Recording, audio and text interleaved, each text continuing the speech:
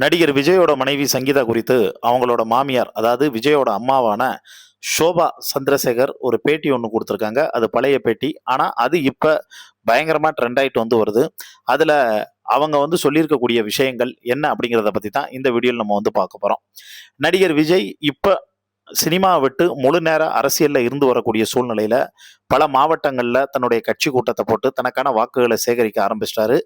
கடைசியா அவர் போட்டது தஞ்சாவூர்ல போட்ட கூட்டத்துல திட்டங்களை பத்தியும், அதுக்கப்புறமும் நாங்க ஆட்சிக்கு வந்தா என்னென்ன செய்ய போறோம் அப்படிங்கிறத பத்தியும் சொல்லியிருந்தாரு.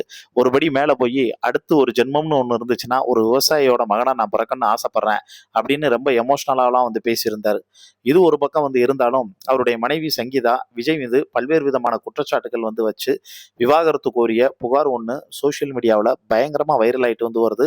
விஜயனுடைய அரசியல் வாழ்க்கைக்கு இது ஒரு மிகப்பெரிய பிளாக் மார்க் ஏற்படலாம் அப்படிங்கிற ஒரு கொஸ்டின் பார்த்தோன்னா எழுந்திருக்குங்க.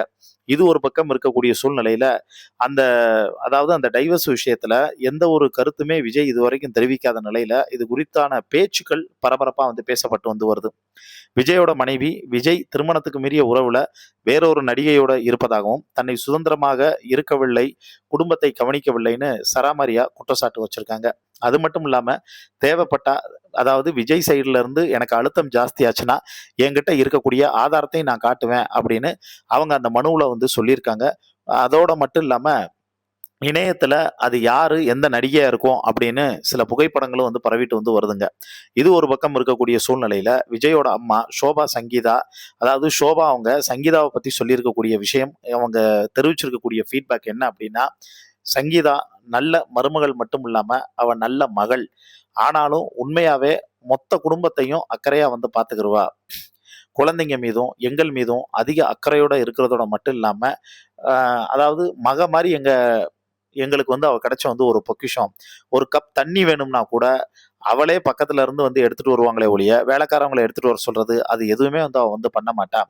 தனித்தனியா எல்லார் மேலையும் யார் யாருக்கு என்ன பிடிக்கும், என்ன சாப்பிடுவாங்க அப்படிங்கிறத ரொம்ப அக்கறையோட பாத்துக்கிருவா.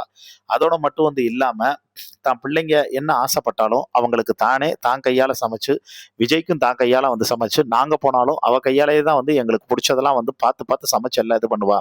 அதே மாதிரி சங்கீதா மாதிரி ஒரு பொறுமைசாலி யாருமே இல்லை. ரொம்ப தைரியமான பொண்ணு, அதே சமயத்துல ரொம்ப வெள்ளந்தியான பொண்ணு.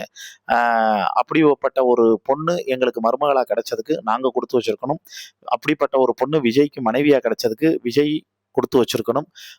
பிள்ளைங்களுக்கு இப்படி ஒரு அம்மா கிடைச்சதுக்கு அவங்களும் கொடுத்து வச்சிருக்கன்னு தன்னுடைய மருமகளை பத்தி அவங்க ரொம்ப பெருமையா பேசியிருந்தாங்க.